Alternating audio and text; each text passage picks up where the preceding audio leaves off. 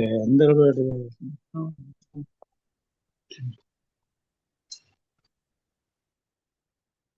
जम्बूफल चारुभक्षणम् मासुतं शोकविनाशकारकं नमामि विघ्नेश्वरपादपङ्कजम्। ओम गणेश चतुर्थी का पाठ करते हैं। ओम प्रणम्य शिरसा देवं गौरीपुत्रं विनायकं भक्तावासं स्मे नित्य आयुष कामार्थ सिद्धये। प्रथम वक्रतुंडम एकदंतं द्वितीयकं तृतीयं कृष्णपिंगाच गजवक्त्रं चतुर्थकं पुनः करते हैं। प्रथम वक्रतुंडम एकदंतं द्वितीयकं तृतीय कृष्णपिंगाच गजवक्त्रं चतुर्थकं लंबोदरं पंचम च षष्ठं विकटमेव च सप्तमं विघ्नराजेन्द्रधूम्रवर्णं तथाष्टमं नवम बालचंद्रम च दशम तु विनायकम् एकादशं गणपति द्वादश तु गजाननम् द्वादशेतानि नामानि त्रयसन्ध्यया पठेन्नरेण च विघ्नभयं तस्य सर्वसिद्धिकरं परं विद्यार्थी लप्ते विद्याधनार्थी लप्ते धनम पुत्रार्थी लप्ते पुत्रान् मोक्षार्थी लप्ते गतिम् जपेत गणपति स्तोत्रकम् षड्भी मासे फलं लभे संवत्सरेण सिद्धि च नात्र संशयः अष्टेभ्य ब्राह्मणेभ्यश्च लिखित्वा यः समर्पयेत् तस्य विद्या भवेत् सर्वा गणेशस्य प्रसादतः। ओम गम गणपतये नमः। अपने गुरुजनों का ध्यान कीजिए और ज्योतिर्विज्ञान पर आस्था और एक निष्ठा रखिए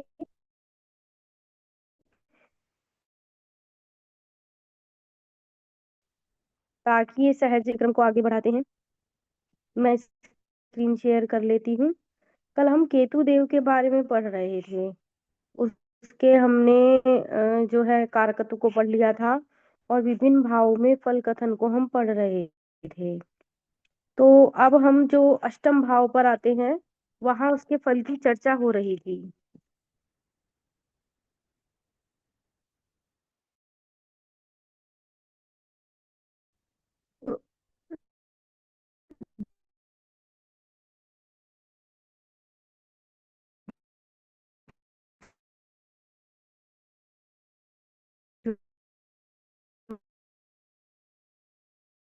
जुड़ते हैं जो, लेकिन बिना श्रद्धा के ज्ञान की प्राप्ति नहीं होती। श्रद्धावान को ही ज्ञान प्राप्त होता है, चाहे वो कहीं से भी पढ़े, विषय ये नहीं है। अब यहाँ देखो क्या लिखा है, एक श्लोक देखो ध्यान से। मणयो यथा तद्वद् वेदस्य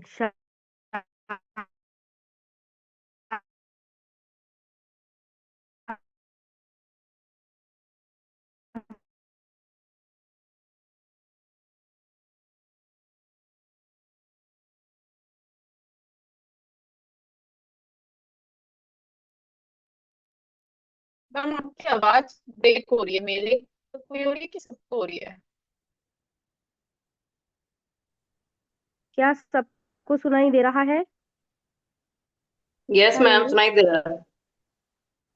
तो किनको नहीं सुनाई दे रहा था? रुचि जी को? हाँ जी मैम, थोड़ी सी ब्रेक हो रही थी।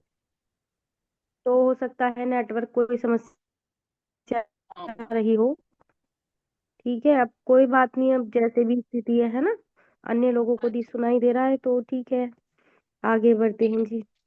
तो उसी प्रकार वेद शास्त्रों के जो जानकार हैं उनमें ज्योतिष शास्त्र को जानने वाले को मूर्धनि स्थित विद्वानों की श्रेणी में अग्रिम श्रेणी का स्थान प्राप्त है। यानी कोई कितना भी वेद पढ़ लिए हो, अगर वो ज्योतिष का ज्ञाता नहीं तो वह अधूरा है। यानी ज्योतिष वह चक्षु जिसके पास है, और ज्योतिष क्योंकि पंचम वेद की संज्ञा दी गई है और जो है वेदों से ही लिया गया है सब कुछ। तो अगर वो ज्योतिष को नहीं जानता तो उसको विद्वानों की श्रेणी में नहीं रखा जाएगा। यानी विद्वानों की श्रेणी में अग्रिम पंक्ति पर वही विद्वान आएगा जो ज्योतिष शास्त्र का भी ज्ञाता हो। देखो कितनी महत्वपूर्ण बात कही गई है। तो आगे चलते हैं हम। तो ये ज्योतिष रूपी विद्या हर किसी को नहीं प्राप्त होती। जिसका पंचम में सूर्य होना, वो अच्छा ज्योतिषी या कह सकते हैं डॉक्टर बनेगा। और यहाँ ज्योतिष वह विद्या है जो वंश परंपरा से सहज सीखी जा सकती है। वही आप अपने पिता को करते हुए देख रहे हैं तो आप सीखेंगे। एक पंचम में भी जो है वो सॉरी नवम में भी ऐसी स्थिति बन जाए, अष्टम में भी ऐसी स्थिति बन जाए, आपस में इन भावों का और इनके ग्रहों का संबंध हो जाए तो भी एक अच्छा ज्योतिषी आप बन सकते हैं। चलिए हम आगे बढ़ते हैं, कक्षा के क्रम को आगे बढ़ाते हैं।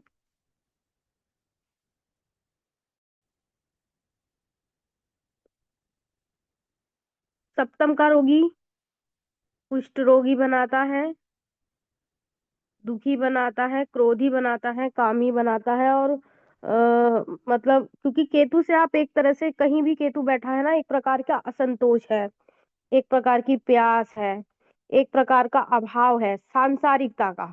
अगर वो अध्यात्म की ओर जा रहा है व्यक्ति तो वो अच्छा फल देगा केतु। अगर वो संसार पे पकड़ छोड़ता नजर आ रहा है, एक्चुअली जब केतु की दशा चले ना, या ये कहो किसी भी ग्रह की दशा चल रही हो उसमें केतु का अंतर प्रत्यंतर आ जाए या महादशा भी चल रही हो, तो उस संबंधित ग्रह से चीजों का त्याग करना शुरू कर दो। क्योंकि केतु क्या है, त्याग सिखाने आया है। वो सिखाने आया है कि एक दिन ऐसा भी आएगा जब सब छूट जाएगा। तो वो उसकी तैयारी का एक अनुभव है। जैसे कि हम कह सकते हैं कि भाई मानो केतु में गुरु की दशा चल रही है, अंतर प्रत्यंतर चल रहा है, गुरु में केतु का आ गया, तो आप ज्ञान बांटो। शुक्र का आ गया, भौतिक चीजों से थोड़ा सा अलग हो जाओ, उन पर पकड़ बनाना छोड़ दो। ठीक है, होता है ना लोग चीजों के पीछे भाग रहे हैं भाई, जैसे अब सूर्य जिसका तीसरे भाव में होता है तो वो व्यक्ति पैसा पैसा एक रट सी लगाए रखता है कि पैसा आ जाए, बस कहीं से भी पैसा आ जाए। तो वो एक पैसे वाली जो सोच है उससे हट करके कुछ आध्यात्मिक सोच जो क्रिएट हो वो केतु की दशा में हमेशा ये ध्यान रखना है कि केतु ये सिखाने आया है कि आपको चीजों को एक दिन छोड़ना है। तो यहाँ पर हमने देखा कि कितने प्रकार के सप्तम में ये अच्छा फल नहीं देगा। ठीक है, क्योंकि सप्तम की एक दृष्टि लगन पे भी जा रही है। वृश्चिक राशि में केतु हो तो जातक को धूर्त बनाएगा, वाचाल बनाएगा, कुष्ठ रोगी बना देगा। लेकिन अगर शुभ स्थिति में हो तो स्थिति बदल सकती है, क्योंकि क्या होता है ना, भाव भावेश दृष्टि संबंध बहुत सारी चीजें होती हैं। अब केवल हम मानो जैसे एक मैं उदाहरण दे रही हूँ, लगन में केतु का फल अलग है। अब लग्नेश कहाँ जाके बैठा है, ठीक है, किन किन किन किन ग्रहों से युति संबंध बना रहा है, किन किन ग्रहों का दृष्टिपात हो रहा है, तो वो एक मिश्रित फल की चर्चा होगी। ठीक है, यहाँ सिर्फ एक सामान्य चर्चा चल रही है। वैसे तो धनु राशि में ना केतु उच्च का होता है, लेकिन कुछ विद्वान वृश्चिक में भी मानते हैं कि उच्च का है। तो जो विद्वान अब जैसे कि दक्षिण भारतीय मानते हैं, ठीक है, दोनों मत एक मतभेद है। लेकिन जैसे यहाँ पर यह है कि डिपेंड करता है कौन क्या मानता है, तो वैसा ही फल घटित होगा। ठीक है, तो अब वृश्चिक राशि में केतु हो तो जातक धूर्त होगा, क्योंकि वृश्चिक किसकी राशि है, मंगल की राशि है, और केतु मंगल का फल देगा। अब धूर्त भी होगा, चालाक भी होगा, मतलब मंगल वाले गुण आ जाएंगे। वाचाल होगा, या तो बहुत ज्यादा बोलेगा या फिर बिल्कुल नहीं बोलेगा। ठीक ठीक है, कुष्ठ रोगी होगा, क्रोधी होगा, ठीक है, और व्यसनी होता है। क्योंकि काल पुरुष की कुंडली में अष्टम भाव में वृश्चिक राशि आती है, और वृश्चिक राशि मतलब अष्टम भाव में कोई भी ग्रह उत्तम फल नहीं देता। और केतु वृश्चिक की पीठ पर हो तो उस जहां भी बैठा है, केतु हो या मंगल हो, तो उस भाव विशेष की जहाँ का वो कारकतुल्य है, मानो पैर का भाग है या गुप्त अंगों का भाग है, तो वहां पर कोई सर्जरी को दर्शाता है या किसी प्रकार की चोट या दुर्घटना को दर्शाता है। और केतु है तो केतु तो जलाने का काम करता है, मतलब कुछ इस तरह की बर्न बर्न से जलने से संबंधित समस्या हो सकती है। मकर राशि में केतु हो तो जातक परिश्रमशील होता है,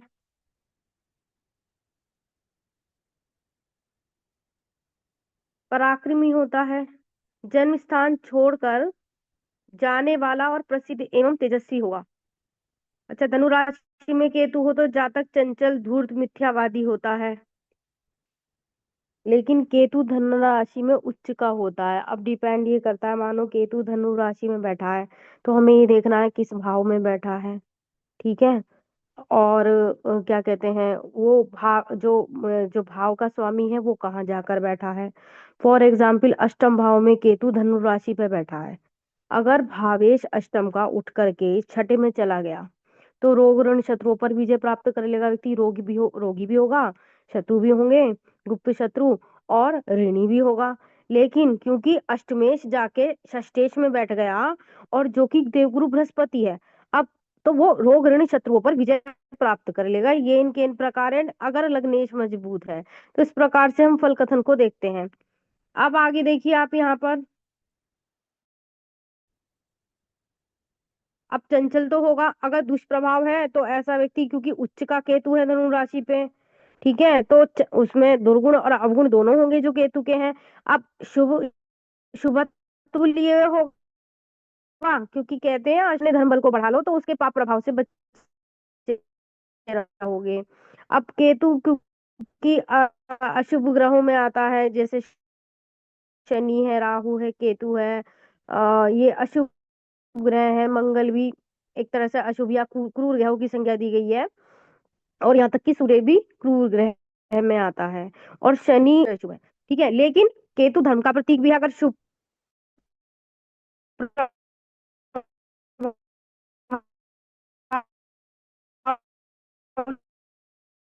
लिए हुए है तो बृहस्पति के समान फल देगा।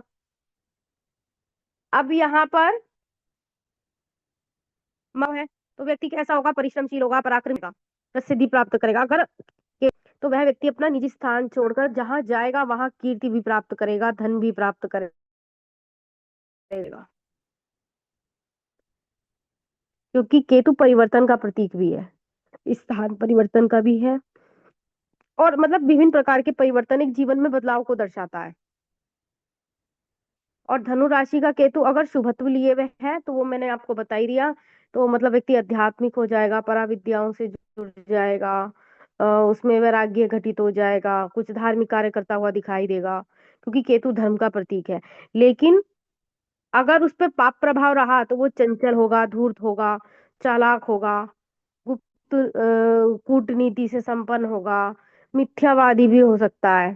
ठीक है, इस प्रकार के दुर्गुण देखने को मिलेंगे। अब हमने ये दशम भाव के की भी चर्चा कर दी कि भाई अगर शुभ तुल्य है, कोई अन्य पाप प्रभाव नहीं आ रहा, तो व्यक्ति परिश्रमी होगा, जन्म स्थान छोड़कर कहीं और जाएगा, प्रसिद्धि और उसको तेज को प्राप्त करेगा, एक आध्यात्मिकता को प्राप्त करेगा। और एकादश में अगर केतु आ जाता है तो जातक को दुखी बनाएगा, कान का रोग दे देगा, क्योंकि जो ये तीसरा भाव और 11वां भाव हमारे नाक कान गले को मतलब कान और गले को दर्शाता है। तो अब केतु है वहां पर, क्योंकि केतु तो जहां बैठा है वहां पे रोग दुर्घटना को दर्शा ही रहा है।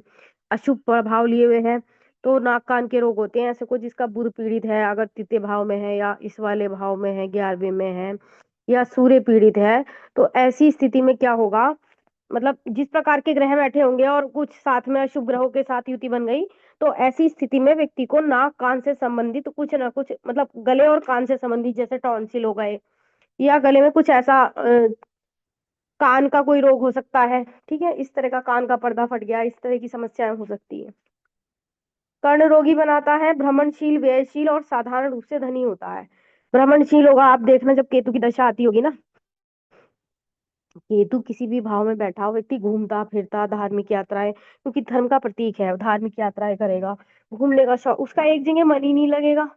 केतु जो रिप्रेजेंट करता है वो इस तरह की चीजों को करता है कि उसका मन नहीं लग रहा तो वो कहीं ना कहीं एक आत्म शांति की तलाश में घूम रहा है। ठीक है, अशुभ प्रभाव लिए हुए है तो जहाँ तक अच्छी यात्राएं करता हुआ दिखाई देगा, और अशुभ प्रभाव लिए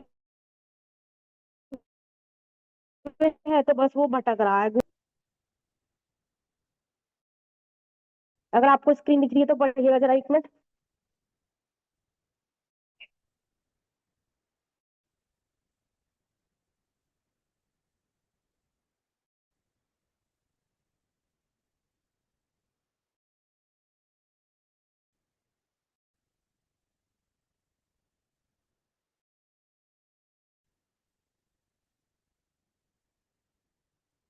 चलिए, आप में से कोई नहीं पढ़ा, मैं ही पढ़ देती हूँ फिर तो।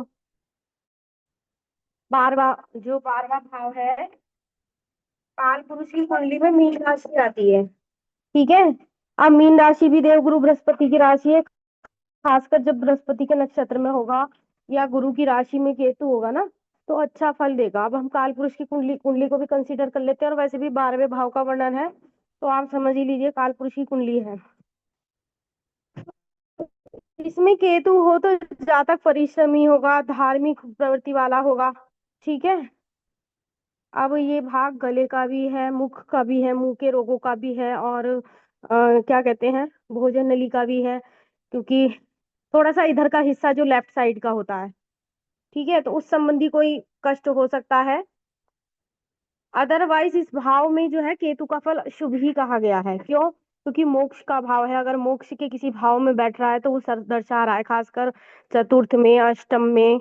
हालांकि अष्टम में कोई भी ग्रह शुभ नहीं कहा गया, लेकिन अगर उसके बृहस्पति के नक्षत्र पर बैठा है, और क्या कहते हैं, या बृहस्पति की राशि पर बैठा है, तो कुछ ना कुछ शुभता लेकर आया। वो आपको ज्ञान भी देगा, वो आपको अध्यात्म देगा, वो आपको वैराग्य भी देगा, आपको वास्तविक, कहते हैं ना कि ब्रह्म ज्ञान क्या होता है, तो वो ब्रह्म ज्ञान करा देगा। और 12वें घर में तो केतु मोक्ष का कारक है, उसको भगवान विष्णु का आशीर्वाद है। सौर भानु की कथा आपने पढ़ी होगी। सभी प्रकार के जो है ना ऋणों से मुक्त होता चला जाएगा।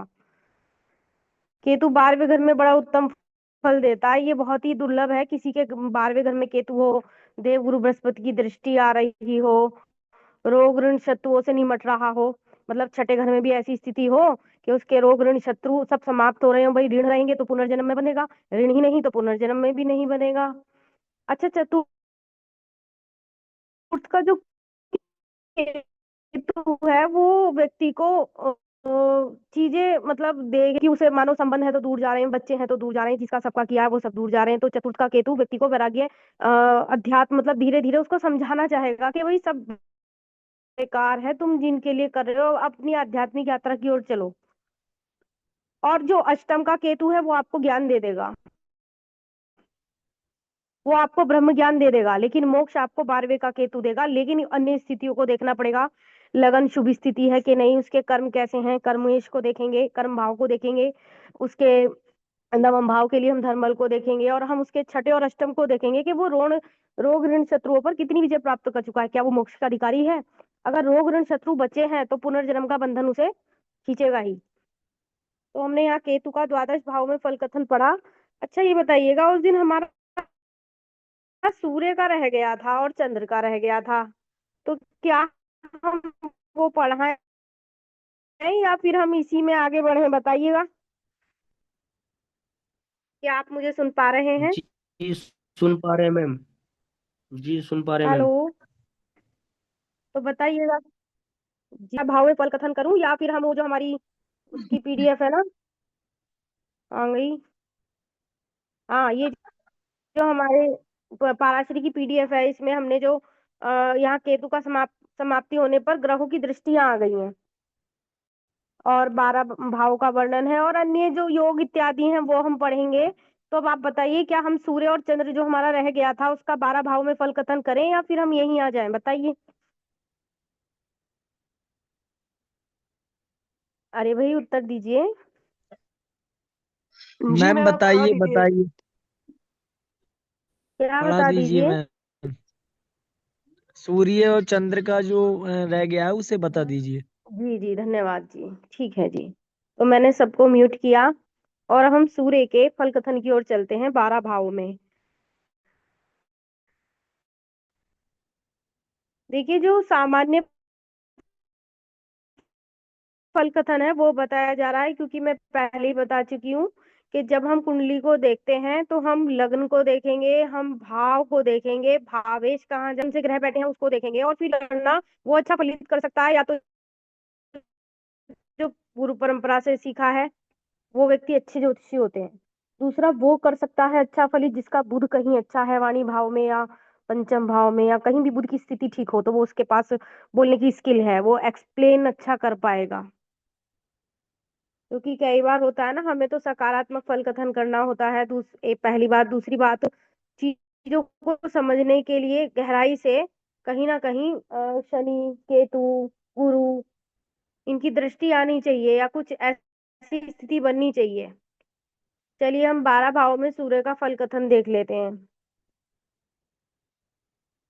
अब जैसे एक सामान्य बात कही कि लगन है, जैसे किसी का लगन में सूर्य है तो व्यक्ति क्रोधी होगा, लगन में मंगल है तो व्यक्ति क्रोधी होगा। और क्रोध भी कैसा होगा, क्योंकि दोनों अग्नि तत्व के, अग्नि कारक हैं, अग्नि तत्व प्रधान है, तो गुस्से में उसकी आंखें लाल आपको दिखाई देंगी। तो ये पहला मतलब मान के समझो कि एक पहला गुण आपको मिल गया। अगर लगन में सूर्य है या मंगल है तो जातक क्रोधी होगा, और क्रोध उसकी आंखों में आपको दिखाई देगा, तो उसकी आंखें लाल हो जाएंगी। दूसरा, जिसके लगन में सूर्य है तो वो व्यक्ति अनुशासन, अपना बनाए हुए अनुशासन में चलता है, दूसरों की बताई हुई नीतियां उसे समझ में नहीं आती। फॉर एग्जाम्पल, एक उदाहरण दे देते हैं। मानो हमने किसी को रखा, मेड को रखा कि भाई ऐसे और ऐसे काम कर लेना, मैं एक उदाहरण दे रही हूँ मात्र, लेकिन हमने उसको बता दिया ऐसे और ऐसे कर लेना, लेकिन वो अपने तरीके से काम करेगी, क्योंकि वो किसी के अनुशासन में नहीं चलना चाहती। उसे अपने अनुशासनात्मक जो नियम उसने बनाए हैं, खुद अपने नियमों के तरीके से चलता है। जैसे कि मानो हम किसी बच्चे को ही कह रहे हैं बेटा ऐसे कर लेना, ऐसे कर लेना, लेकिन जिसका लगन में सूर्य है वो अपने अनुसार काम करेगा, अपने हिसाब से काम करेगा, अपने तरीके से काम करेगा। जो आपके द्वारा बताई गई पद्धति है कि ऐसे सब्जी बना लेना, ऐसे रोटी बना लेना, उसका मेथड अलग होगा करने का। ऐसा नहीं उसे नहीं आता, पर वो करेगा अपने अनुसार। That is the meaning only. लेकिन जातक बहुत तेजस्वी होता है, सूर्य जिसके लगन में एक प्रभाव बना लेगा, चाहे एक छोटा बच्चा भी हो, वो बड़ों को संभालने की पावर रखेगा। जो उनका पुत्र था उसको देखा था कि अरे ये बालक शेर के दांत गिन रहा है, ये तो बड़ा तेजस्वी है, यानी निर्भय, उसे कहीं भी खड़ा कर दो, उसमें डर नहीं होता। तो स्वाभिमानी होगा, सेल्फ रेस्पेक्ट करेगा। और ऐसा जातक जिसके लगन में सूर्य है ना, बचपन से ही अर्निंग की प्रवृत्ति उसमें आ जाएगी, क्योंकि उसके पिता से उसका शायद ही तालमेल हो पाए, तो उसे बाल्यकाल से ही जो है धन कमाना पड़ सकता है, और वो बाल्यकाल से ही इस योग्यता को प्राप्त कमाने वाले मार्ग पर चला जाता है, कैसे भी करके उसको धन कमाना है। चंचल होता है, कृषदेही, एक इकहरे शरीर का होगा। प्रवासी, उन्नत नासिका, नाक मोटी होगी उसकी। विशाल ललाट वाला, मतलब आभा युक्त एक जो है बड़ा मस्तक होगा उसका। और पित्त वात रोगी, मतलब वात रोगी से मतलब एक तरह का जो होता है ना, एक साइनस कह दो या कह दो ना, बहुत जल्दी संपर्क में आने पे खांसी खुल्ला हो सकता है। वात रोगी मतलब गैस की समस्या, जिसके लगन में सूर्य है या मंगल है तो बुखार इत्यादि उसे होते रहते हैं, खासकर सूर्य वाले जातक को। लेकिन शूरवीर होता है, प्रतापी होता है। अस्थिर संपत्ति वाला, अल्पकेशी होता है, बाल बहुत, एक अवस्था में आके उसके बाल झड़ने लगते हैं, अल्पकेशी, क्योंकि सूर्य जहां बैठता है थोड़ा उसको जो तेज भी देगा, तो तेज भी क्या है कि भाई सूर्य के तेज के साथ मतलब उसमें गर्मी है ना, तो उसके बाल जो है थोड़े से कम हो जाते हैं एक अवस्था के बाद कह दो, या झड़ने वाली समस्या रहती है। तो अगर किसी के बाल झड़ रहे हैं तो समझ लो सूर्य कहीं पीड़ित है। बाकी वैसे तेजस्वी होता है व्यक्ति, बहुत ही होता है, बहुत गुण है सूर्य के लगन में होने पर। ठीक है, तो अच्छा ही है। और खासकर अगर सिंह लगन का जातक है तो मतलब ये कहो कि सूर्य के सारे गुण उसमें होते हैं, बड़ा ऐसा तेज के उसे प्रशंसा भी मिलती है समाज में उसके, मतलब जहाँ खड़ा हो जाए तो लोग उसके आकर्षित होते हैं, मतलब उसके कार्य प्रभाव को देखकर उससे वो एक टीम लीडर की तरह काम करता है। ठीक है, चलिए जी देखते हैं हमारे साथ कौन जुड़ी हैं।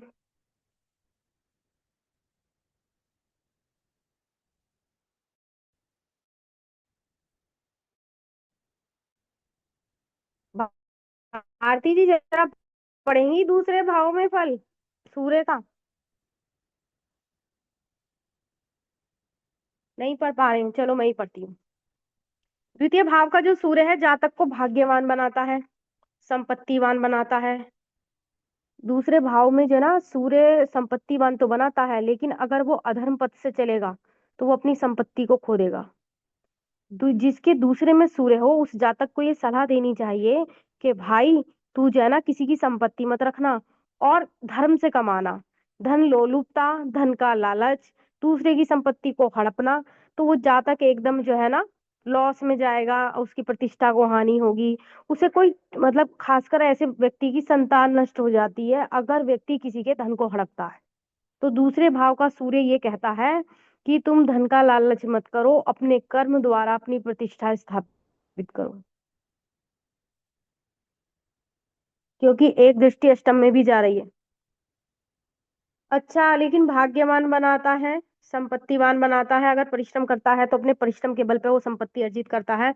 मुख का रोगी रोगी हो सकता है, क्योंकि दूसरा जो भाव है वृषभ राशि काल पुरुष की कुंडली में जो मुख के अंदरूनी भागों को दर्शाती है, खाने वाला मुंह, ठीक है।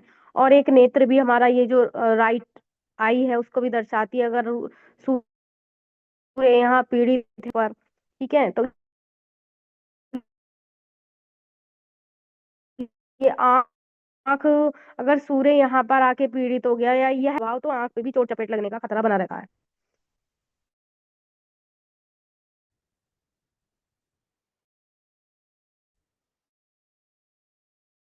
या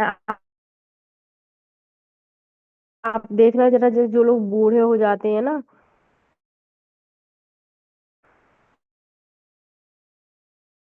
तो आंखें बन रही हैं, बाल झड़ रहे हैं, ठीक है, अगर किसी के अंतिम अवस्था में धीरे धीरे शरीर जो है अपना प्रभाव अपनी, जो कहते हैं ना स्थितियां जब घटित होती हैं कि आंख बन रही है, ठीक है। और अच्छा, सूर्य अगर पीड़ित है तो वो हृदय का भी प्रतीक है, वो आपके बैकबोन का भी प्रतीक है, ठीक है। सूर्य बहुत चीजें हैं, आपको उसके कारक तो शुरू में पढ़ाए गए थे। सूर्य पिता है, सूर्य आपका शासन लाभ है, ठीक है ना। तो सूर्य तो बहुत सारी चीजों के कारकत्व लिए हुए है का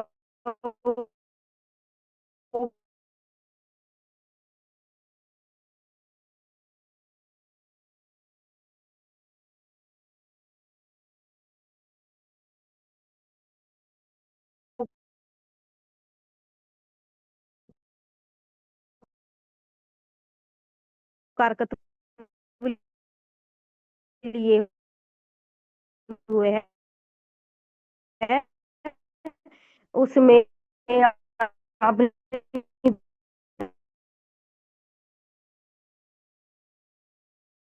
दशा में वो शुभ और अशुभ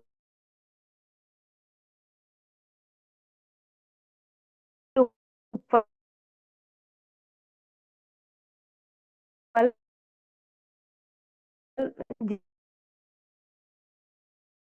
आगे बढ़ते हैं जी अपने परिश्रम के बल पर, लेकिन उसको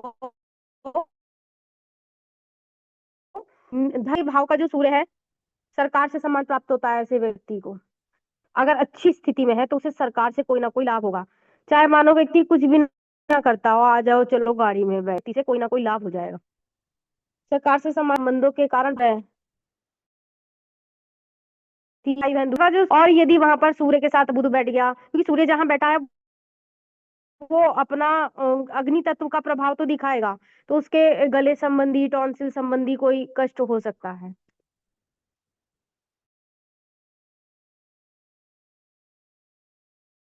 और पराक्रमी होता है, प्रतापी होता है, लव प्रतिष्ठ बलवान होता है। अगर शुभ प्रभाव लिए हुए है तो सरकारी नौकरी में जा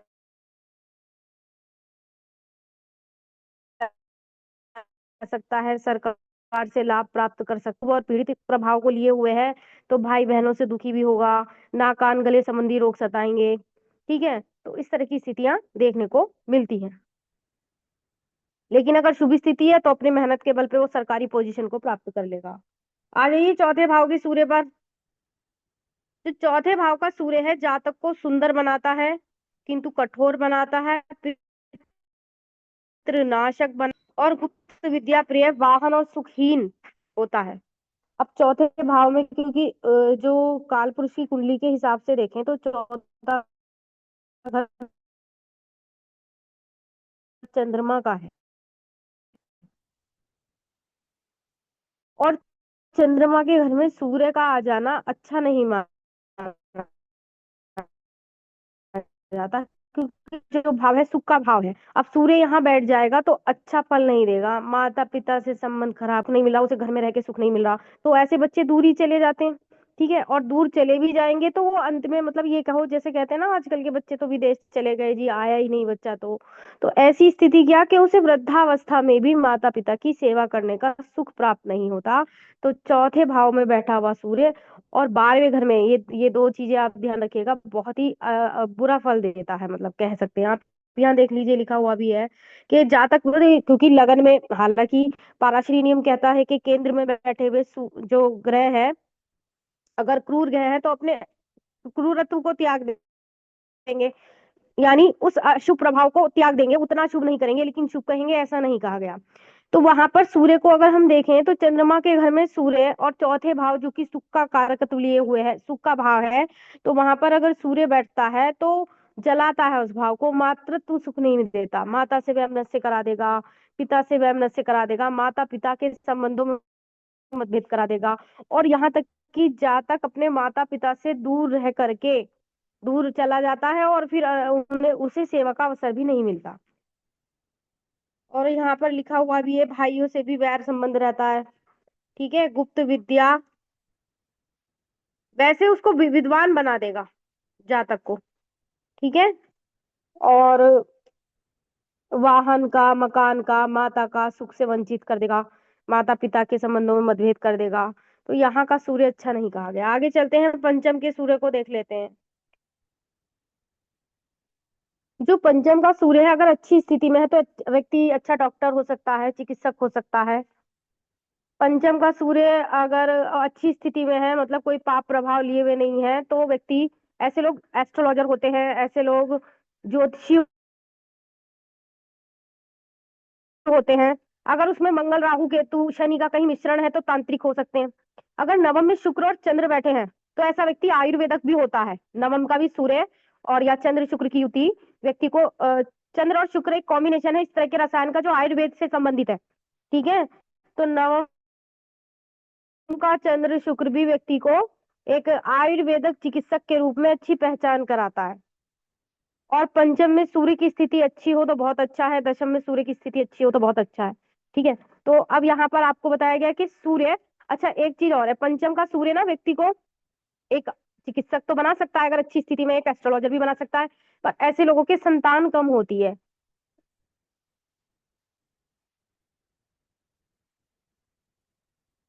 अल्प संततिवान, अगर कोई शुभ दृष्टि जा रही है, शुभ ग्रहों की युति है, अच्छी कोई राशि बैठी है तो संतान होगी, नहीं तो संतान नहीं होगी, लेकिन डॉक्टर बहुत अच्छा बन जाएगा या एस्ट्रोलॉजर बहुत अच्छा बन जाएगा।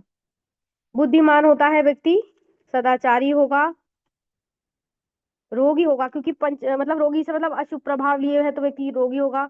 मानो सूर्य के साथ कहीं केतु बैठा है तो सर्जरी करा देगा, सर्जरी से संतान उत्पत्ति या कोई और भी स्थिति अगर ऐसी बनती है तो पेट के रोग दे देगा।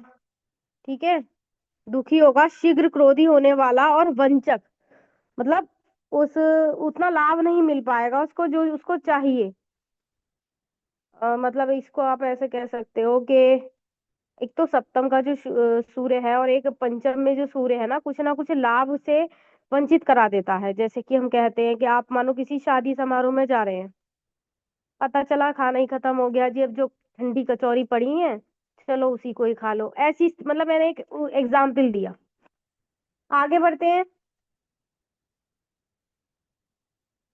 अब देखो, मानो वो ज्योतिषी बन गया, अच्छा डॉक्टर बन गया, सब कुछ है उसके पास, लेकिन क्या संतति नहीं है। ठीक है, वैसे बुद्धिमान है, धर्मात्मा है, धार्मिक शिक्षा लिए हुए है, सदाचारी है। ठीक है, लेकिन कहीं ना कहीं वो दुखी है, मन से पीड़ित है, और क्रोधी भी बनाता है, और चीजों से वंचक, मतलब कुछ ना कुछ प्राप्त होने की वंचित रह जाता है चीजों से। ठीक है, अब छठे भाव के सूर्य को पढ़ लेते हैं, फिर उसके बाद हम कल की कक्षा में बाकी चीजों का, मतलब बाकी भावों में जो सूर्य का फल कथन है उसकी चर्चा करेंगे। आप रिकॉर्डिंग सुन के अपने नोट्स बना सकते हैं।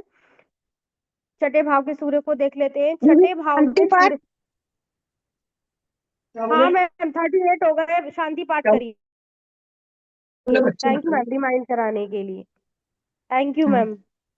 जी।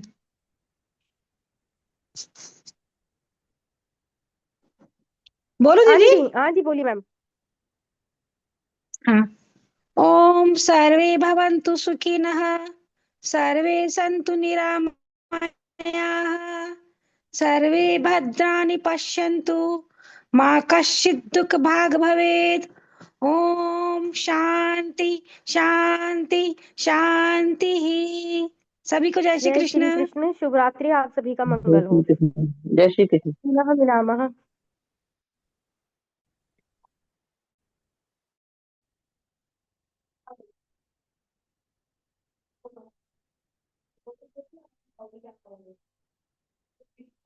एक मिनट बचाए दीदी।